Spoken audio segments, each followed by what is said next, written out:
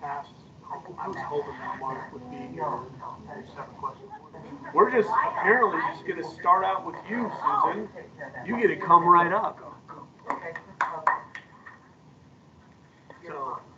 And I don't have much today because nothing has really changed. And so last month, housing sales were down about 4.5%, but they anticipate, because the rates have dropped from 7 3/8 down to 5 7/8, that it's going to stop and we're going to go back up again. And so we are going to hold a first-time home buyer seminar class at on the 9th. And I think that the class is geared more to the agents understanding the first-time home buyer than your clients. But you can bring your potential buyers, and then I've got this really great ultimate guide to home buying for first-time home buyers. So if you have anybody who's like writing that, let me know, and I'll email you the PDF on it, because it's like 68 pages, but it's beautifully done, and I think it answers almost every question that a new buyer would probably have. So we'll kind of talk about that seminar a little bit more, you guys. Yeah. It is going to be going on. Or, yeah, well, we'll be announcing it here as well, just so we can get kind of a head count on what we're planning on doing.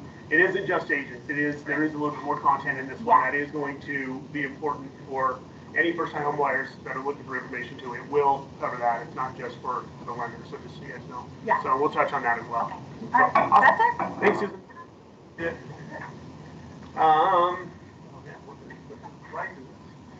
Global luxury update. We had a lot of people that were asking about it.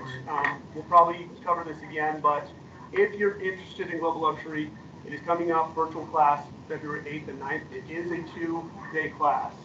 Do you remember, Marcia, what did you do? You didn't do it yet. You were going to do it at January workshop. That's right. How many hours per day? 4? It's 11 to 3. This is our local time. Hey, look, 4 hours right here. 4 hours a day, each day, 11 to 3, and that has been converted to hour time. Yeah, So, I did that. yes. So anyway,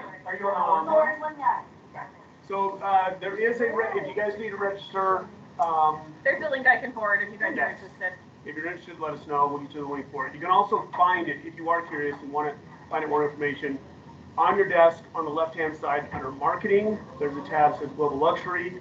You can click on that and then click on any of the PDFs in there as well, and it'll give you more detail. One, on the class when it's what we're talking about here, and then anything you need to know about the reading chat about the class itself. So anyway, that'll be February 9th, 8th and 9th, 11 to 3 our time. Okay. Okay.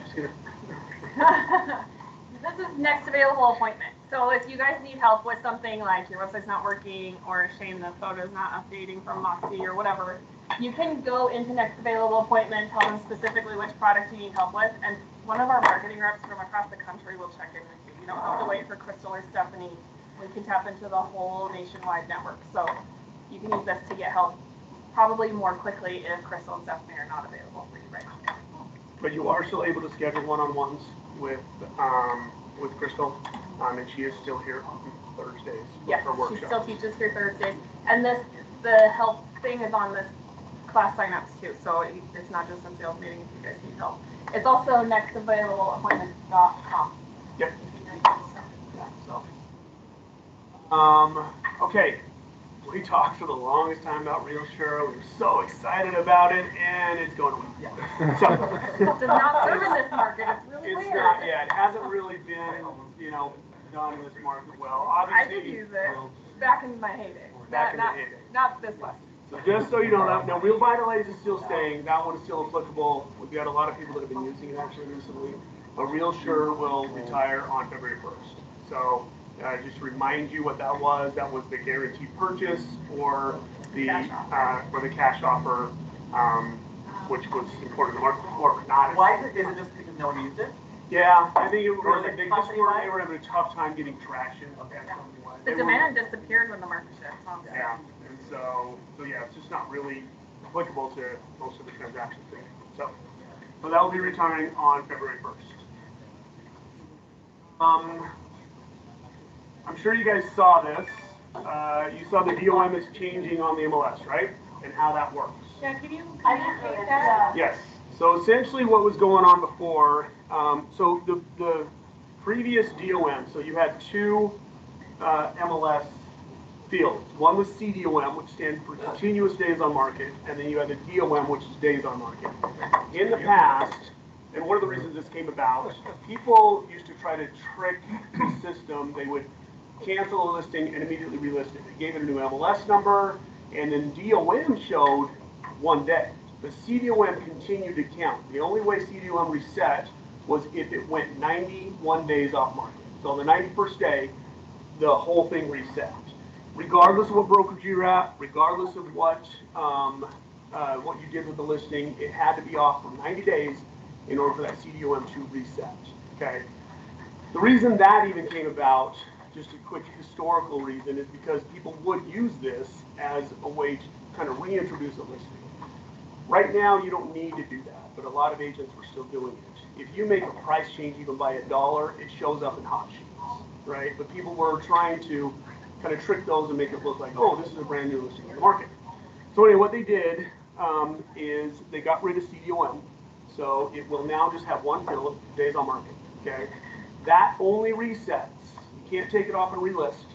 So that will reset under a couple cases.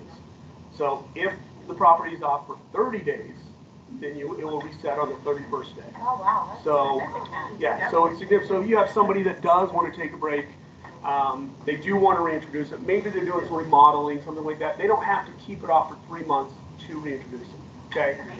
Additionally, this one I think is the best, if it goes off market and you happen, let's say it's with another brokerage, and you happen to be the next listing agent, it resets for you and then your brokerage. So you are no longer held to previous marketing stigma on days on market if you're getting a listing from, say, another brokerage. Now, if it comes off internally, let's say, you transfer to another agent, that doesn't do anything. It's tied to office ID and agent and office ID. But so again, we could relist with a Park City branch. yes, actually you really could. Like technically, the way it works on that reset is it has to be different brokerage, different office, and different agent. Okay, that will reset to 30 days. So, but there's no more takeoff relist. This will help reduce those that are trying to just kill the listing for an MLS number. And I think a lot of it has been misunderstood too. I think there's a lot of agents that thought that by doing that, it pulled up a new hot sheet for them. They don't. That's a really complex way to do it these days. When really, if you make significant changes to the listing, anything that's characteristic changes, anything that matters to the listing, it's going to show up in a hot sheet anyway. Okay, so just so you all know that. But that is what the change. I think this was There's one more thing. Oh, sorry. Go ahead. One more page. They're the ones that actually count your days. So active and backup status, the days will keep increasing. You go active, no show, withdrawn, or under contract, it pauses your days on market, and once you've changed it to this, it keeps the final count on there for, appraisers and other agencies. Yeah. And a quick reminder, remember, active no show is essentially off market. That's what they changed the off market status to, so that's what active no show is. Okay, so it does still establish, and that was mainly because there were a lot of people that were confusing off market and thinking they can now go after those clients, and they're still agency. So active no-show, still agency, but it does stop your DOM and it's not allowed. Also remember, when you go active no-show, technically you're saying you're not showing it to the public either. Like you're not supposed to be showing it to anyone. I know that there are some instances that'll happen, but just so you know, you could get, if they found out you were doing that and showing it, they could turn you into a quick cooperation. So do that under contract. I would probably switch to active first, and then later that afternoon switch it to fill it. Adrian? So it's listed on the MLS, which is that are those only available to agents? Like you can pull up an active no-show home if you were just searching. It won't show up. It won't show up outside the MLS. So the only ones that will show up in public searches are active and backup. Those will continue to show up in your IDX feeds, your public searches, any of that. Any of these three will remove it from public search. Agents can see it all day long, but public search can't, So it's doesn't continue in syndication. Say what? You wouldn't be on Zillow anymore? It Shouldn't should be, on just depends how Zillow, long it takes because them it's to. paused, but of course it depends on their update. But it should not show as an available property on Zillow. And then obviously final value removes that. These two will show up in all your searches, all your public, and this is another reason DOM keep counting. Okay, because technically you're still marketing the property. Where that's important is in backup, I think. Just so you know, you do not have to have a backup status in order to accept backup offers. You can accept backup offers throughout the whole transaction, always subject to the first priority offer. A lot of people confuse that and think they have to put it back in order to solicit. This just allows you to continue to market the property, but it does make people aware that there is an offer already in the contract. Okay? Any questions on that? Okay. Next one, I don't want people to freak out this. This is really just something I got in discussion with, I think we had it last week. So there has been a small, I don't know if it's going to increase or not, there's been a little bit of an increasing problem with builder values coming down. So if you have clients that have been under contract for a long time, 6, 7, 8 months on a build job, okay, what's happening is some of the builders with product are selling their existing homes for lower than, that are still the same as the other ones, but they're reducing those prices to get them sold. It's adjusting appraisal values. It's affecting appraisal values. So if you have anybody that has a build job, that current, that's been under contract for, I'd say, more than 6 months, I would double check the values in that area, see what they're selling at, and if the values of what their current product that they're still putting under contract have come down, and if they've come down significantly enough that they may affect your client's current purchase price. If that is the case, you might want to go back to the builder and try to renegotiate. They're not required to do so, but oftentimes we're finding they will, because they can't appraise, the buyer's getting stuck, and they've got to come up with that difference. And so, so just for, again, this is really affecting older contracts. If you've been under contract for a long time on a build job and your client's doing that, then I would double check and see what's going on. Lennar Homes is really good about that. Lennar? We negotiated like 5 times down with it. I've seen it with Visionary Homes. They adjusted it themselves and offered the buyer less of a purchase price. And then Ivory Homes came down with a $40,000 reduction on a $500,000 home. So it's possible. They take it off the base price. Like if the base price that my client was at a base price, at a higher base price than the current model was selling, so they reduced the base price, and then whatever upgrades they have to. Cool. So anyway, one of you ought to be aware of that. And then also remember, when you are negotiating new contracts, this is one of the reasons builders don't negotiate price, because it affects their appraisal.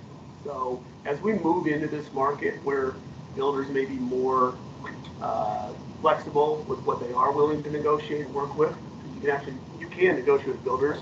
It's usually going to be in the form of upgrades and things like that. So don't shy away from still trying to negotiate with them. Just know that they're typically not going to touch price because it affects the appraisals of all the product. And so that's why they don't really do so. Anyway. They're not here. I think we're at Union Heights this morning, so they didn't take it over here. Okay. I forgot, there's an attorney teaching this class for us next Tuesday from 11 to 12. It's the intersection of real property and probate. What every realtor needs to know. This attorney has success stories in, like, you're in the middle of the transaction, someone dies, do you have to go through probate? Does it kill your transaction? What do you do? She's got all kinds of tips and tricks for that. So. And it is CE qualified, so 1 hour CE. And they're buying lunch. Yeah, here. So January 3rd, next Tuesday, after sales meeting, 11 to 12. Okay. So, and again, 1 hour CE on that. Reminder, the 2023 Economic Summit.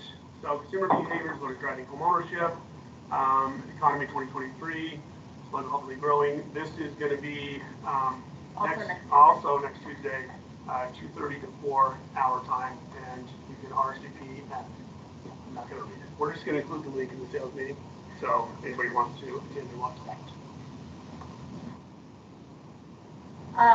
This is my new class. I was like, what is Yes. We're gonna get shit done. That's my plan. So, my strength in marketing has been growing your SOI through social media, and I talk about that, and some people glaze over, and then the steps are too big, and you don't want to do all the steps. So this week, tomorrow at 9:30, we're gonna launch your website and set you up for sharing, and then I'm gonna work to help you guys grow your SOI through social, through email marketing, and make it really simple on a step-by-step. So if you just want to come in tomorrow, the 26th. All right, I don't know how to read a calendar, but it's tomorrow. It is tomorrow at 9:30. Yes. So if you guys are interested in that, if that's your kind of marketing, or you want to learn more, come get your fun with me. Class of the month is lead gen farming. So CVU, remember everything's moved to CVU Learning Center now. So that is the class that they're focusing on this month, which we talked about a couple times. So again, tip techniques, really the concept of what farming is. And you can register that on CVU Learning Center. And of course, these are the things that are going on today, Thursday, tomorrow. Yes, okay. So extra classes that are on CVU Learning Center. Anybody jumped on that yet? Played with it? Checked on the class schedule? Okay, well, so you guys are all about education here. So just remember, everything's moved from Sales Pro over there. And there's a lot more than just the class schedules. And so, and you can there is an app if you need to register or look for something. They have looking the Gen for Blue CE. stuff. Yeah, the Gen Blue information is all there. So there's a lot of videos as well, some self-paced stuff that really kind of expanded what our education was before. So, just kind of a reminder, if you want to catch up on any of these sessions, they are available to you at wealthbuilderexpo.com. And so, especially if you're moving into taxes, I think that one it had a lot of requests actually recently about that. And so, there's a lot of information on the Wealth Builder Expo we've had pre-recorded, or the seminars we had before the recorded that are still available to watch. So, just a quick. Like I said, we didn't have much, you guys. Okay, I'll follow up with that, Raquel. She was talking about the CE on CE learning. Janine, you guys mentioned Janine Shalip yet? So, well, we're going to welcome her, even though she's not here. It's not my very first birthday. Oh, that's right. That's kind of how she found it. So she was actually, I don't know how many years, but she was an agent with Coldwell Banker Las Vegas. So she moved here about a year ago, got her licensing here and everything, and she just joined us a couple weeks ago. There you go, Wyatt. And we don't have Brenda's picture here, but Brenda just joined us yesterday. Too. Yeah, we'd like to, literally came over yesterday at 6:30. Yeah, way too fast, we don't have a picture of it yet. So, but we're going to welcome you here. So. This was. Yes. Okay, so Susan kind of touched on this. Clay and the Guaranteed Rate team have been teaching this in offices for agents, and they talk about myth busting for first-time home buyers and what you can actually do for first-time home buyers with grant programs and all that. They're revamping it with me so we can have a client appreciation type event. So we want you to bring your first-time buyers, bring your clients that are on the fence or maybe don't understand the way loans and grants and programs have changed. We're going to do it here at 5:30 on Thursday the 9th. It is $20 to participate to help cover the cost of food.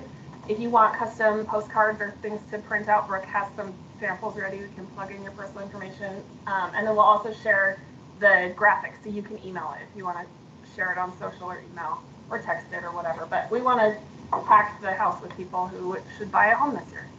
Yeah. Quick reminder from a parking standpoint. They can park in the underground garage, but at 5:30, that door shuts. Okay, so I'll talk to the building. I don't know. Keep it open until 6. Yeah, so everyone can get out, but from an access standpoint. Whether or not they will. Yeah, I'd rather just prep everybody to be here before 5:30 to be on the safe. That's when it starts anyway. But just in case they're late, I'll talk to building, see if they can extend it until 6 o'clock. I just can't guarantee they'll remember to do so. And so, but the garage doors themselves do close at 5:30. Anyone inside can obviously get out, but you can't get in. So just remember that. Also, a quick reminder, so January 31st, you guys will see any awards you qualify from a national level will be available for you on desk. You'll probably get emails or you can find them there. You can download them for social or any advertising you want to do. So your designation percentages, as well as the new criteria chart for 2023, that will be released on January 31st. Every 8th, the rankings will be released for agent and teams, offices, and the top 10s. and then we'll go from there. I don't know what's going on, just so you know, from a board standpoint this year. Okay, there has been discussion of a virtual one. There's been discussion of if we're able to do one in person again, but I'll keep you all updated once I know. We just haven't had a final word on that. So. Also, National Rookie of the Year, so presented to newly licensed within their first 18 months of being affiliated with Global Banker. We'll turn this in. Anyone that is qualified, if you think you're going to be or you were close, just follow up with us, let us know. But that deadline is this week. So, but let us know if anyone, I'm trying to think, we may have one or two that could potentially be considered. So, but again, it's your first 18 months.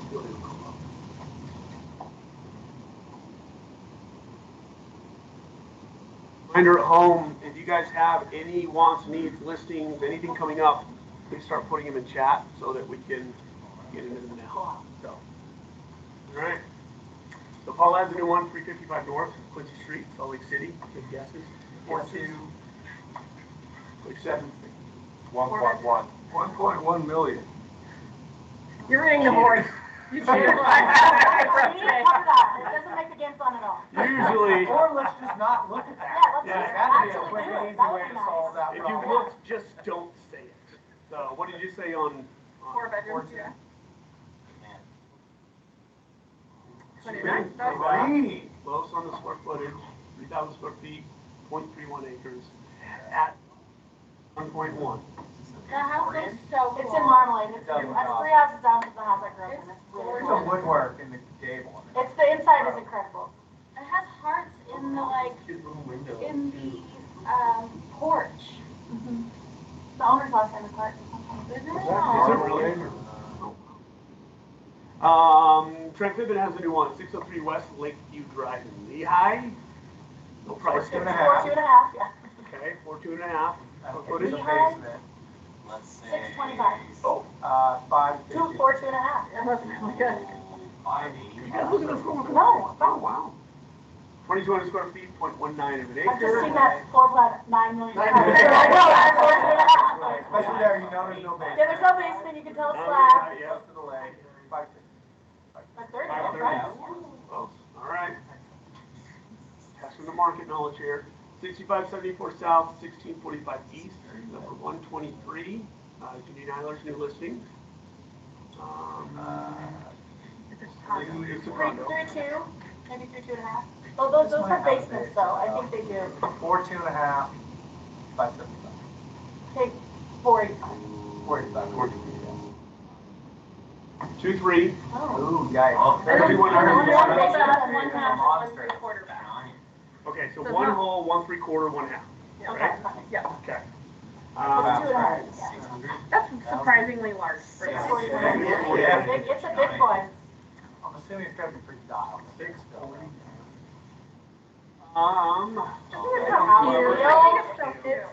So, No, he's on vacation from what I understand. all right. Has been for the last several years. And still killing it. 1046 East, 500 South in Salt Lake City. Guesses? 1,200 square feet. 2-1. Yeah, or 2-2. 2-1, 1,400, 0.16. 550. Level. Yeah. 665. Whoa, that thing better be dialed.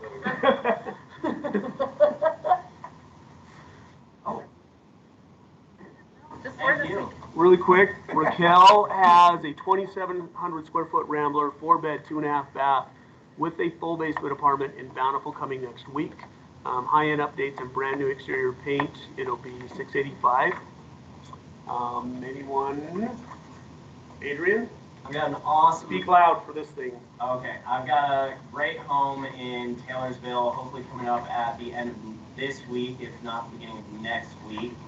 You're looking at about 2,000 square feet, just over 1/4 of an acre, lots of storage for toys. You have covered RV parking, you have an extended covered storage area off the back of the garage, giant yard, potential to even put in a shop in the backyard as well. split level, 4 beds, 2 baths. It's a really, really solid property owned by a contractor for the last 30 years, so it's in great shape. What do you know about price range? Yeah, we're gonna be probably around 475 starting. Okay, awesome. Billy, he's got a 10, sorry, it moved on me.